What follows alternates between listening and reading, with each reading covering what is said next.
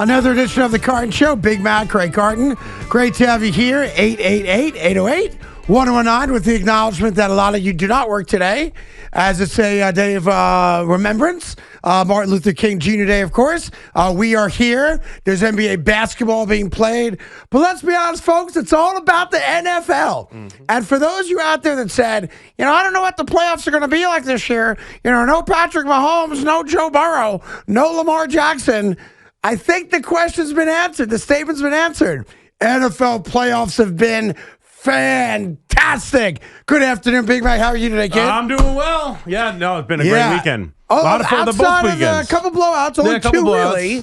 49ers didn't show up. Yeah, I think it's been fantastic. But let's get right to it because today for you is an extra special good day. As we now learn over the weekend, there was a snag in the John Harbaugh Giants conversation, and the snag came down to who does John Harbaugh report to? When he was in Baltimore, he reported directly to Steve Bisciotti, the owner, not to Ozzie Newsome or the other guys in the front office, right? So he wanted to make sure, John Harbaugh did, that he reported directly to the Maras and the Tisches and not to Joe Schoen or any other, handpicked GM.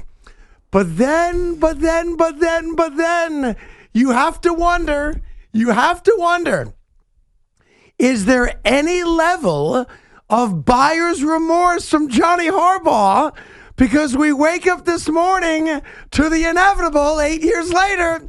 You can't get to a Super Bowl. You can't get to an AFC championship. And Josh Allen screwed you, Sean McDermott. That had nothing to do with Sean McDermott yesterday. That was Josh Allen coming up small in a big spot. But one has to wonder, my dear friend, even if it's for just a millisecond, there had to be a teeny bit of wonder and insecurity. What if John Harbaugh simply waited? What if he simply waited 48 hours before signing the contract? Would you be losing him today to the Buffalo Bills? No. What? No. What? We'd be losing our minds, though. Yes, it we would. There's no doubt about that. Yeah. Remember how confident I was last week that it's definitely the Giants. It's not.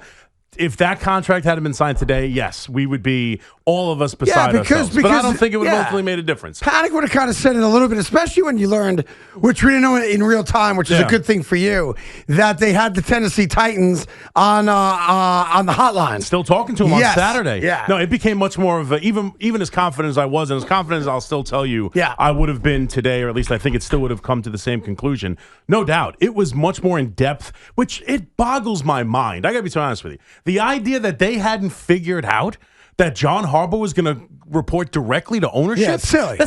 That's what we all knew this. That was the whole argument about Joe Schoen's not going to get in the way. We had already had this discussion. He wasn't going to answer to Joe Schoen. He was going to the idea that was a main problem in wording and legalese. It's absolutely stunning to me that was a holdup. That should have been immediately. Of course. You answer just to me. You don't answer to Joe Schoen. You work coincide with Joe Schoen. You both report to us, and you're going to win every battle. I thought. I never would have suspected that would have been a holdup. Plus, you hear all the different things. He literally wants to have his fingers on almost every aspect of the organization. If he deems the analytic department or even the PR department, whatever department, because there has been a narrative around this Giant team and around the Mara family that some of the same people in the same roles for a decades, long time. For decades. That's right. And not saying I walk in day one and fire everybody, but if I deem working for a few months in, a year in, that there are people I don't know how well they're doing their job or maybe just not working great with me, do I have the empowerment to make changes inside the organization, or are there, people who can't be touched? Yeah, listen, that makes sense. A lot of guys that are essentially responsible for the bottom line, which is what he is now. He's responsible for the financial bottom line, the win-loss bottom line as well. You want business to be done a certain way. Right. And you're right. That's PR, promotion, sales, marketing. Everything. You want everyone to be on the same page, all pointing in the same direction. It actually reminds me of when the Russian owned the Nets. Mm-hmm. All right. And look, the Nets were always an afterthought. That he actually brought in Disney to teach his employees how to deal with the public. Right. Because Disney's well regarded for their customer service. And it was everyone's saying, by the way, the Nets might suck, but their customer service is fantastic, right? So it's maybe a bad example, but look, you got Harbaugh. Yeah. It's all said and done. I just saw the NFL playoffs this weekend. Yeah. Was great. And I do think you're allowed to now have the conversation about Josh Allen. Because even if I take the turnovers away from Josh Allen in that game against the Denver Broncos, he overthrows Kincaid at the end of regulation. That's a game-winning touchdown. And you advance. Now you're in the AFC Championship 100%. game. Right? Missed him. In overtime, he underthrows Cook on the left side of the flat. He might run for 50 yards. There's nobody near him, and he underthrows him. So we can talk about the bad fumble at the end of the first half. We can talk about the interceptions, and we can debate back and forth if the pass down the field to Cook was a catch or a pick. I've got some thoughts on it, especially in comparison to the Devontae Adams play, 24 hours later. But the reason the Buffalo Bills lost that game and the reason Sean McDermott is now out of a job is because of Josh Allen. Is he a great quarterback? Yes, but he is not Patrick Mahomes. He is not Joe Burrow, and he cost the Bills a playoff win. No, it's hard to disagree with you. I mean, listen, he has not been that guy traditionally. You look at his numbers throughout the playoffs. It's not like he turns into a pumpkin and doesn't play well. But there is no doubt. There were several plays, you mentioned it. There are several plays, they win the game if he makes that play. The Kincaid's the easiest one. I don't think the team's that good. You could argue McDermott's had a job for 9 years because of his quarterback. You could argue this team is in a position it's in because this quarterback drags the team with literally no wide receivers. The defense has gotten worse every year over the last 3 or 4 years. He is taking that team to a level they don't belong. But against the Denver Bronco team, and again, not Patrick Mahomes, not Lamar Jackson, not some of the best quarterbacks. Wasn't great. And Bo Nix wasn't great in this game up until the end when unfortunately he has the killer injury. And now every football fan across this country, other than a Denver Bronco fan, is lamenting the idea that the Bills didn't win that game because who the hell? Right. Who the we hell want to see Bills Patriots, not Denver. Not a backup quarterback play the Patriots on their easy way to a Super Bowl. But there's no doubt about it. I mean, I agree with you. I think there's way too much crying about that play. Oh, I don't know how you felt. You said you had an opinion. I think let's just talk about it. The interception that was not a catch. It was interception back and forth. My biggest beef with it is that it wasn't reviewed the way these plays are reviewed. And that's what McDermott said after the game. And he's 100% right. Now, the thought process on that, which I think is crazy, is that the game was kind of, starting to bleed into the start of the next game, right? And that they got the expedited review, but they never discussed it. The referee never looked at it. And I'm like, this is the play. This changes fortunes. That is Sean McDermott's not fired if that's called a catch and not an interception. Correct. I thought it was different than the Devontae Adams catch yesterday. Significantly different. Because while we are slowing things down frame by frame by frame, which is frankly not fair to the officials, as bad as I think the officiating is every year. Look, we are watching it literally slow motion.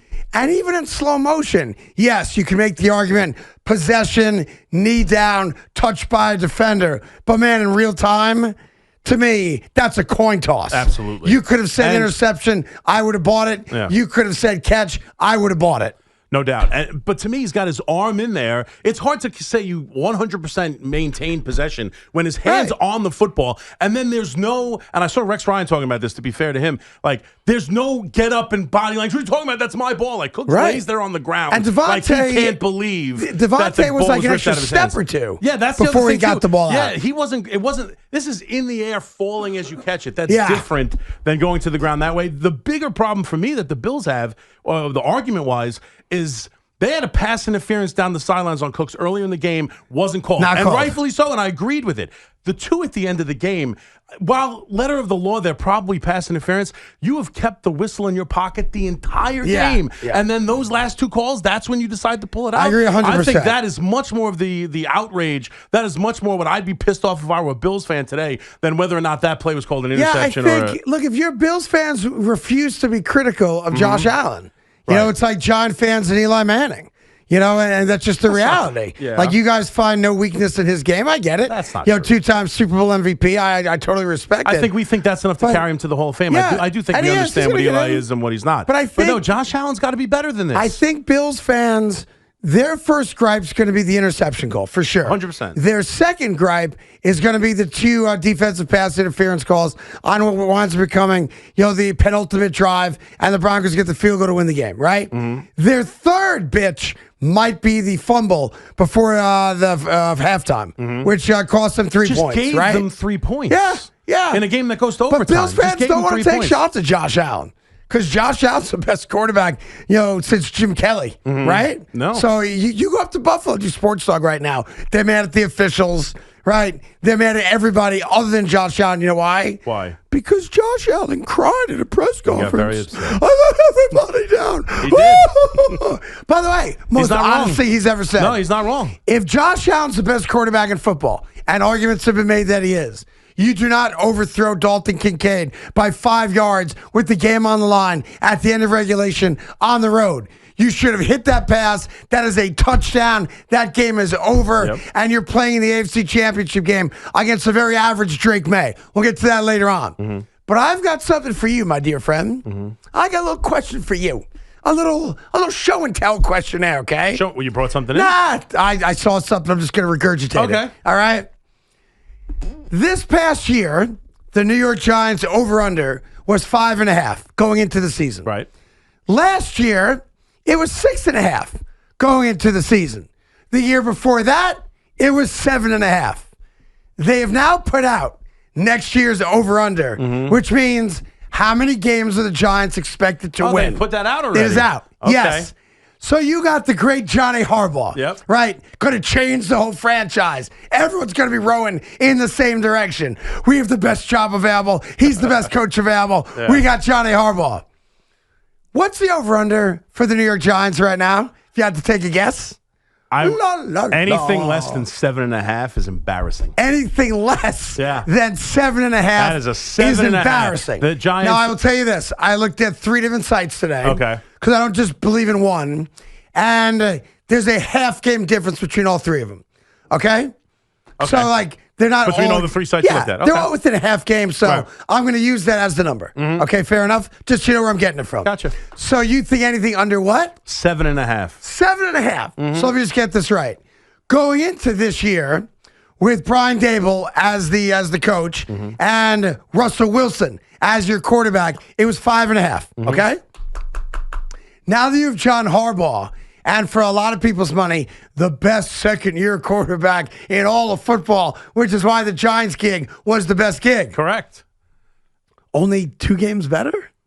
You okay with that? Yeah. With the best coach available and a rock star second-year quarterback? 2 games better than what they were supposed to. Based on expectation. Yeah. So you think Jackson Dart and John Harbaugh are only worth 2 games over Russell Wilson and Brian Dable. No, but then the season plays out. I'm just asking. They only won 4. I know. And they had 2 going into the last 2 games of the year. I'm just asking the question. And I'm telling you that the over-under was 5.5, but then they won 4. They underachieved that. Okay. Do you think 7.5, 7, whatever number you said, is a realistic over-under based on getting the best head coach available and having a rock star second-year quarterback? I would put it at 8.5. 8.5. But I said anything less than 7.5 is embarrassing.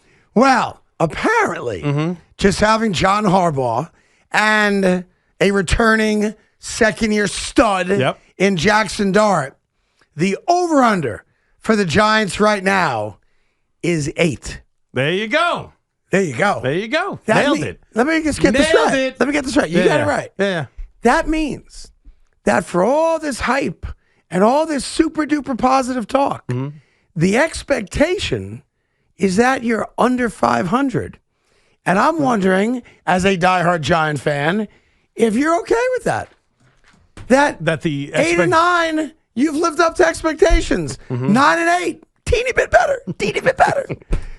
I can tell you. I thought the Giants were going to the Super Bowl next year. Did you see John Harbaugh's comments to the great Ian O'Connor, who has been all over this story? I saw some of them. There's a lot. I expect to be in the playoffs. He has already put out a drinking the Kool-Aid, baby. There you go. That is right. So listen, I don't know. I think 8's a reasonable number. Yeah, that's a jump up of 2.5. So there you go. I think that's a reasonable number. John Harbaugh, you have to win 9 games to win. John Harbaugh is worth 2.5 games to Vegas. Nothing more. That's not true. Nothing less. That's what he's worth. to They Vegas. won 4, so it's 4 games better. Well, I compare over-unders preseason to preseason. Well, I don't think that's apples to apples. No, I don't think so. So your coach, Mr. $20+ million a year coach, that guy's worth, according to Vegas, 2.5 games. So He's by the worth way, 4 games. By the way, that's a lot more than you had last year. Absolutely. So I just want to make sure I don't want to temper your enthusiasm at all. No, not I want to make today. sure you're okay with it. I am. I'm you're thrilled good. with it. That's fine by me. All right, That's look, fine by me. And he wouldn't have went to Buffalo. He wouldn't have went to Buffalo.